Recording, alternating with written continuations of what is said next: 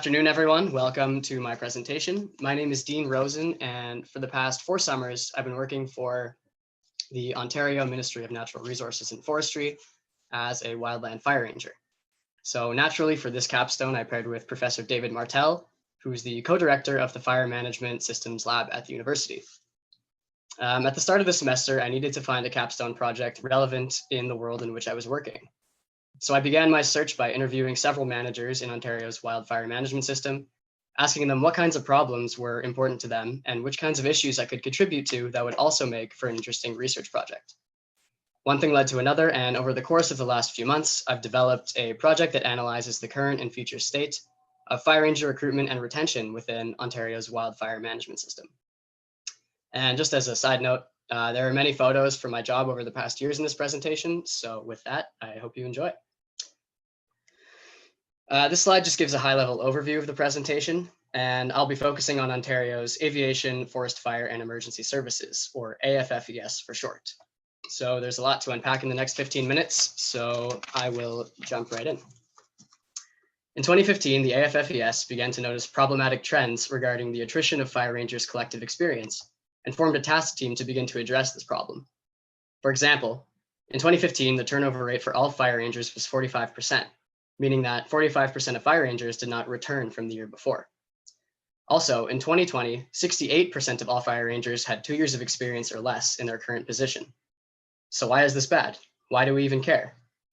We should care because a lack of well-trained and experienced fire rangers will eventually inhibit the ability of the AFFES to 1, respond safely and efficiently to Ontario wildfires, 2, to promote public safety, and 3, to promote fire's role in ecological sustainability.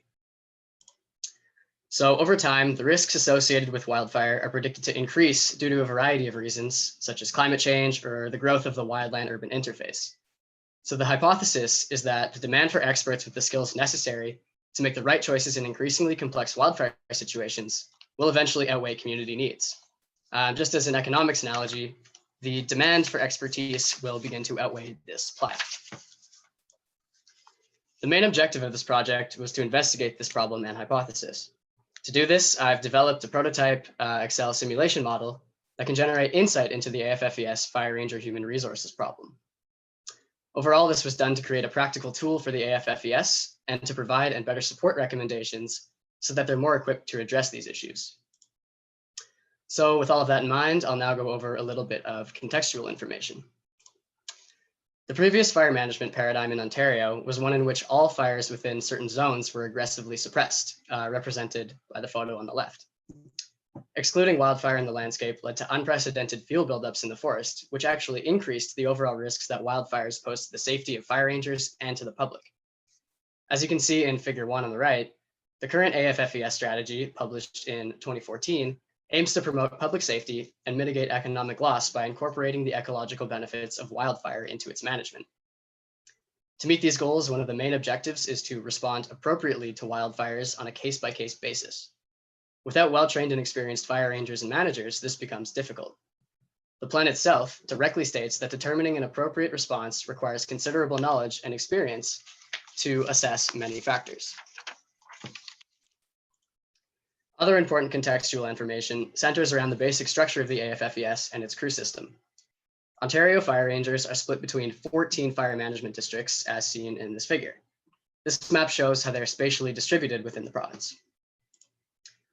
A standard crew consists of 4 people. Figure 3 outlines the leadership hierarchy in a fire crew. Crew leaders are the decision makers and have a wide range of responsibilities, including crew safety and communication. They're also the feeder group for higher operational functions in the AFFES. To safely and effectively fulfill their roles, crew leaders are required to have sufficient knowledge and experience of fire behavior and operational protocol. Ontario has 190 crews, so there are 190 crew leaders and crew bosses and 380 crew members. So given this context, I'll now discuss the theoretical conception of the fire ranger population simulation model. So this basic network diagram outlines the flow of fire rangers over time as a function of retention rates. Each column represents 1 year or fire season. Every black circle or node represents an experience class that contains a specified number of fire rangers. The top experience class is upper collecting to give this diagram finite properties. As you can see, it contains experience classes 6 and up. So after every fire season, some rangers will return, each having gained a year of experience. This is represented by the pathway of the green figures. The other fraction in each experience class retire, represented by the black figures. Lastly, to maintain the required number of rangers in the province, or in each district, more people need to replace the fraction of those who quit. Theoretically, these people can be brand new and would flow into experience class 0. Rangers who comprise every experience class above 0 in a given year could also include returnees who took 1 or more years off. These people would re-enter into the experience class that they were in when they quit. So this slide displays the exact same patterns and pathways, but everything is expressed mathematically. I won't get into the nuts and bolts of this here, but this more complex conceptual network diagram is what was created and used to generate variables, equations, and formulas that were fundamental in the development of the model. This model is a tool that has 3 main practical applications. The first is to use current retention data to simulate problematic pinch points when a lack of experienced fire rangers, crew leaders in particular, may inhibit the ability of the AFFES to appropriately respond to wildfire hazards. The second is to project the outcomes that specified policies or recommendations may have on retaining more fire rangers with greater experience levels. The third is to serve as a stepping stone for better predictive modeling to ensure that the human capacity in the AFFES is available to meet the changing wildfire needs in Ontario. So now I will transition into a demo of the actual model. So if you all will just bear with me for 1 second here. Okay, Patrick, can you see this clearly? Looks good.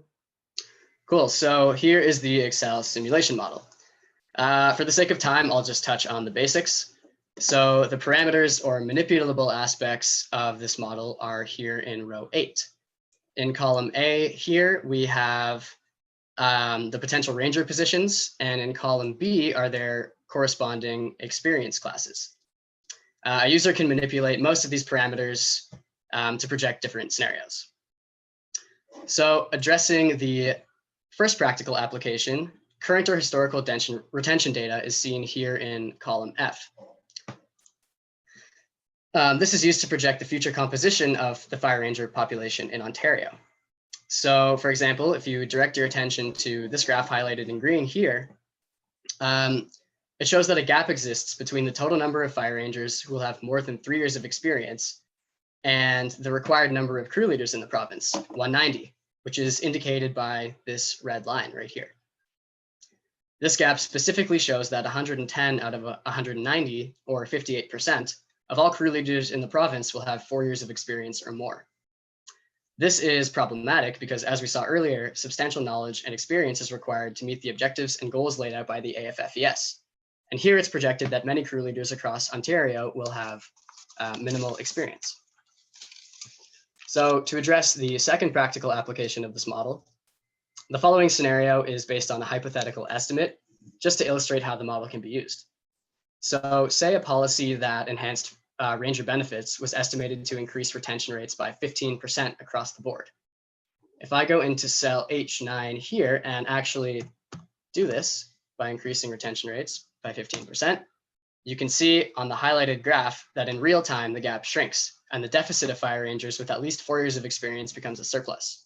So looking at this graph, I'll just do that again so you can all see in real time what happens when I change retention rates. There you go. All right, so the blue line is above the red line.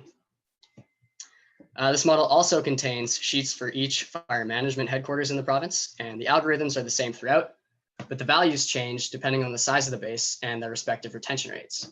So if we go down to the bottom here and navigate to North Bay, for example, clearly they're doing something right, as the gap between what we have and what we want indicates a surplus of experience, not a deficit.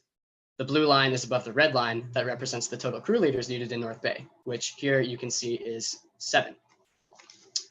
So with that, I will transition back to the presentation. Almost at the 10-minute mark. Sounds good.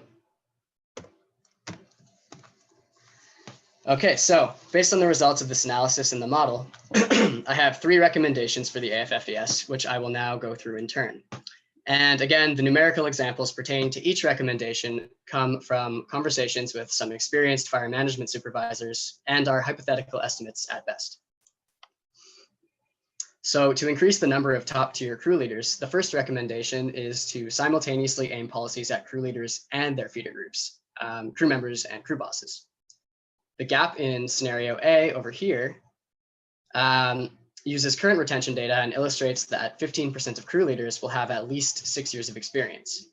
In scenario B, if lengthening more crew leader contracts was estimated to increase crew leader retention by, say, 20%, this gap begins to close, but not by much, as you can see.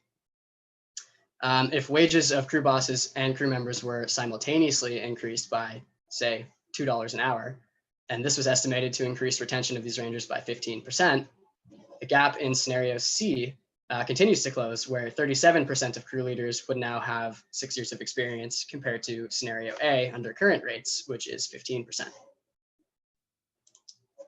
The second recommendation is to enact meaningful policy changes aimed at all fire rangers. After the recognition of retention issues in 2015, some of the easier recommendations were implemented that began to make a difference, but then trends began to worsen again after 2017, as you can see in the graph in figure 17. Perhaps staff misconstruing that the AFFES was unwilling to seriously consider making harder or more costly policy changes in favor of their employees became disincentive for fire rangers throughout the province to continue making the AFFES a career choice. So if a policy aimed at improving work-life balance, say increasing compensation time, was proposed to increase retention of all fire rangers by 15%, the model simulates that it could close the gap in scenario A and create a surplus of more experienced potential crew leaders seen in scenario B. This is evident as the potential number of crew leaders with at least 4 years of experience goes from 58% to over 100%. Blue line is above the red line. All right, next. 12-minute mark. Sorry? 12-minute mark. Oh, okay. In figure 9 on the right here, you can see that 70% of applicants in 2015 did not intend to make a career in the AFFES. You can direct your attention to the purple, red, and blue pie slices. Further, in the 1990s, Ontario became the only province to privatize their pre-hire training course, and its completion doesn't even guarantee a job. It's therefore assumed that a majority of fire rangers do not intend to stay in the program for long and can afford the financial risks of applying. To diversify the workforce to increase staff commitment, many people believe that deprivatizing entry-level training would help to recruit more diverse workforce, which would help to increase retention rates over time. For example, instead of recruiting more affluent students from Southern Ontario who are trying to pay for educations irrelevant to the AFFES or natural resource management, the AFFES should try and focus on hiring locals or more Indigenous individuals from surrounding communities. This could stimulate community-based economies by providing stable income to more local populations and could create greater job satisfaction, as these individuals would have a more personal stake working in the settings in which they have inherent connections. So figure 10 here represents a conceptual enhancement of the model if I were to incorporate one element of diversity, say type A or B rangers, or local or non-local for a more specific example. However, more data on retention rates of different types of fire rangers needs to be made available to make better representative simulations of the crew system. If data sharing and accessibility within the province was improved, it could enhance the strength of this tool so that the AFFES recruitment and retention task team can better highlight the importance of implementing changes quickly. So just as a quick example, again, if all retention rates were multiplied by 30% because of this deprivatization, you can see that once again, the gap begins to close between scenarios A and B.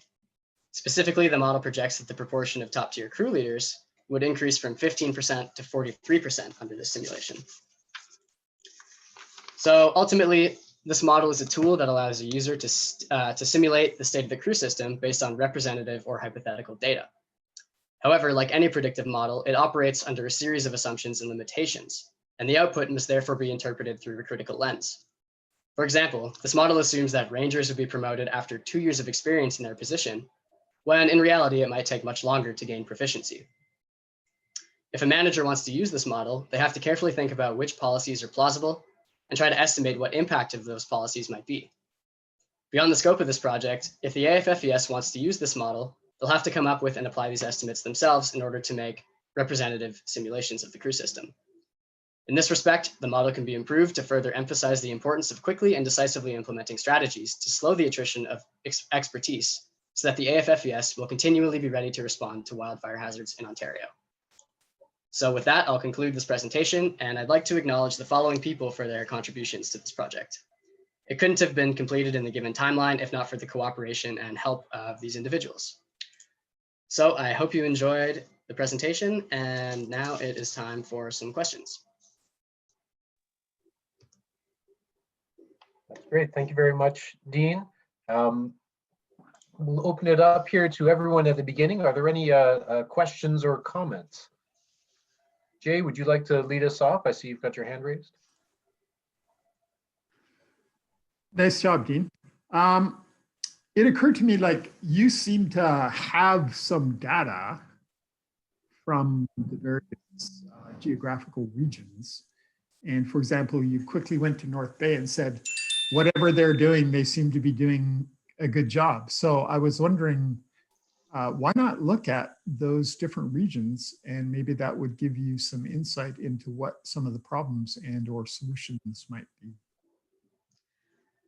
Yeah, that's a good point. I think that one of the main reasons why North Bay might be doing so well at retaining their staff compared to other fire management headquarters is, I can't say for sure, but it might be due to the fact that they are hiring more local people who, live in the area. There's lots of things to do around North Bay. Sam knows, she's from there. But I think that one of the main theories about why they have better retention is because they could be hiring more local, and also it might have to do with the number of crews that they have. Most bases in the province have an average of around 12 crews, whereas North Bay has 7. So just by virtue of that, it could affect their retention rates. I know Pickle Lake, where I work, also has 6 crews, and generally the retention rates there are pretty good as well. But again, sorry? Well, I was just wondering, I'm wondering if there might be some call for regional differentiation in the kinds of that they take. Sorry, I missed that last part. Sorry, I was just saying that I'm wondering if there's a call for regional differentiation in the kinds of approaches that are taken. I'm actually not sure about the differences between the way they approach this problem between regions, but I know that the retention rates in the Northwest region are actually worse than they are in the Northeast region.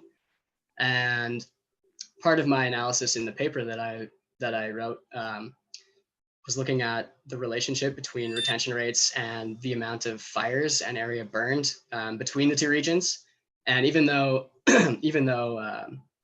the Northwest region has many more fires per year than the Northeast region, they still have a worse retention rate. So one of the theories behind this is that the Northwest region has less of an ability to hire locally, just because they have smaller populations in the towns in Northern Ontario than they would in Southern Ontario, and a lot of the a great proportion of the fire ranger population likely comes from Southern Ontario, so they wouldn't be as receptive to staying in Northern Ontario for longer if they have other job prospects or things like that. Great, thanks, Dean. Yep.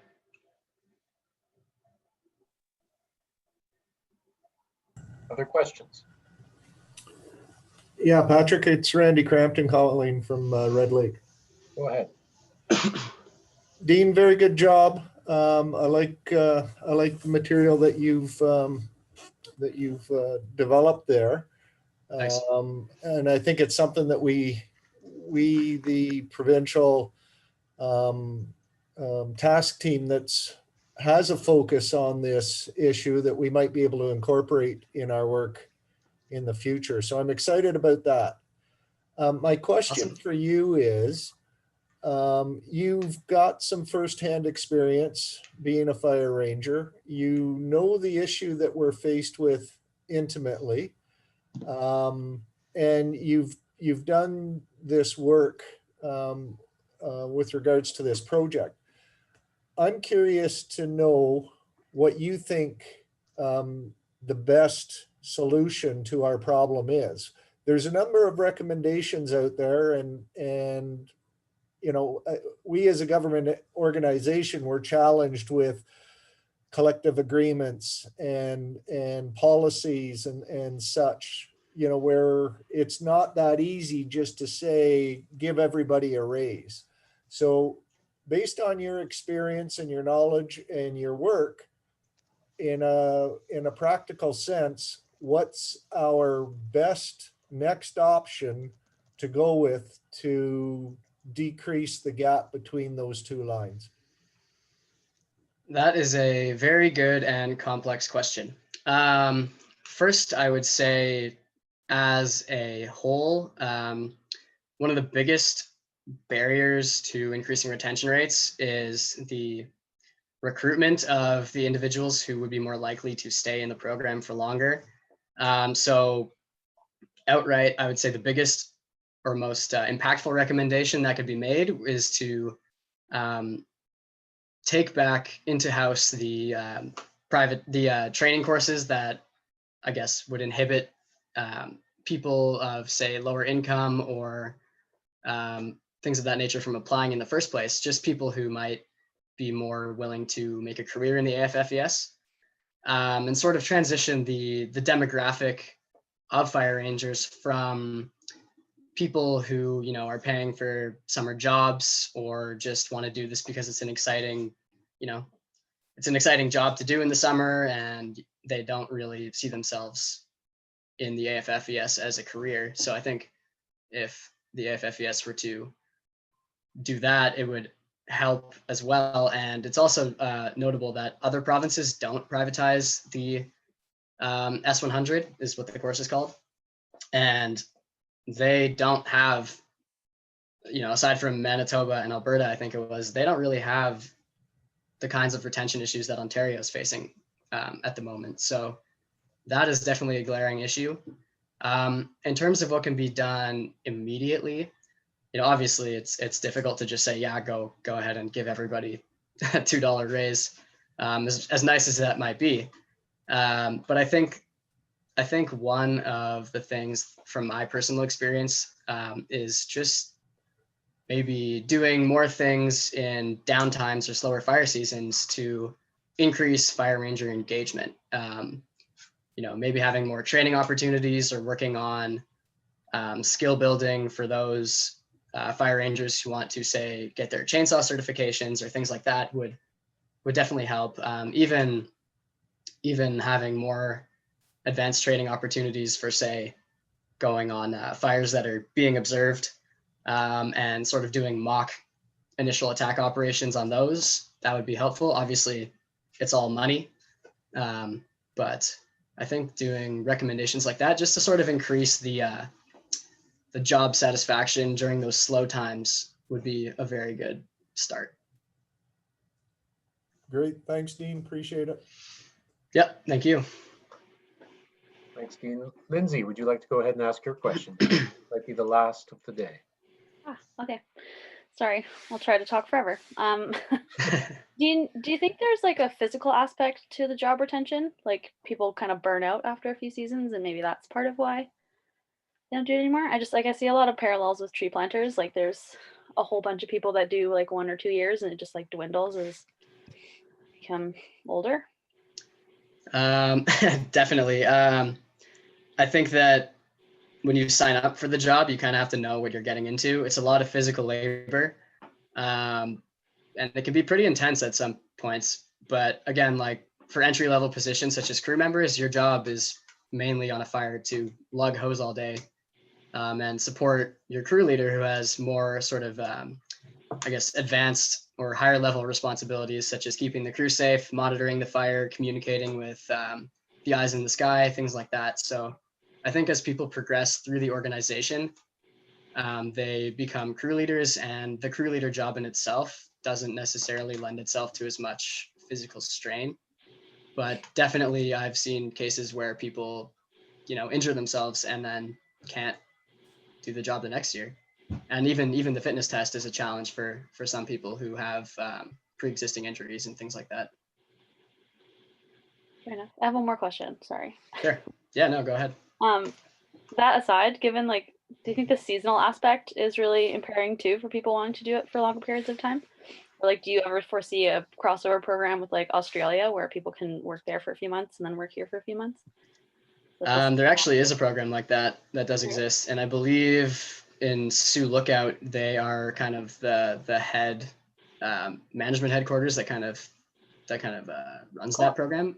I think, I'm not sure, but that program does exist. But I do think that the seasonal aspect is a barrier for some people, especially for, let's say, crew leaders who only have 6 or 7 month contracts and are trying to start families and get more full-time work. It's definitely a barrier for them. That's also another reason why I mentioned it briefly, it's called the fire crew technician position. All that is just increasing the contracts of some crew leaders to about 9 months. So that recommendation was aimed at addressing that issue, but I think that, again, it comes down to money. So just paying more people for longer periods of time, especially when there might not be much for them to do in the off season, might also kind of affect that as well. Thanks.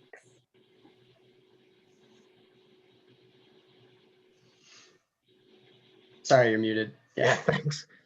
I need someone to remind me. Thanks, that was an interesting discussion. I'd just like to provide a last opportunity to ask any questions.